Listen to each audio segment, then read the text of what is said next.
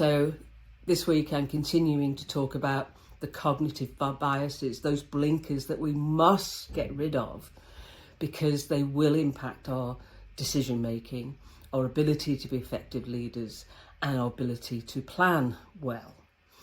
And I explored a number of biases last week, and as I mentioned yesterday, there's 180 biases documented by the Cognitive Bias Codex, and that is being updated all the time. So I've just touched the tip of the iceberg.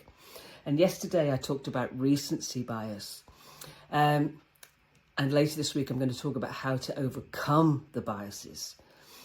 But you have to recognise them first. And today I wanted to talk about optimism bias, which is the belief that it will all be okay, that the project will be a success, the transformation programme will be a success, and not taking into account that things could go wrong. And it's just this belief that everything will work out fine and that will be no negatives.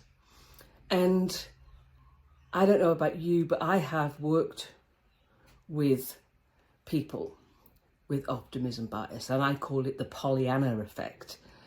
And it can be extremely frustrating for employees to follow a leader who has optimism bias, who just see things through rose-coloured glasses, and where the employee is going, this is going to go wrong unless we do X, Y, and Z. Where the boss is saying, nah, it's all going to be fine. It's extremely frustrating.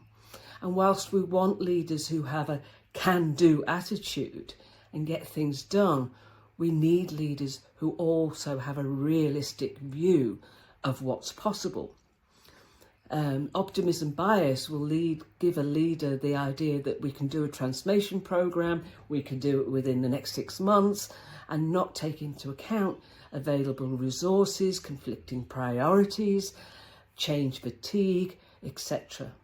We don't want leaders who are always negative and always looking on the downside, but we want leaders who are realistic optimists.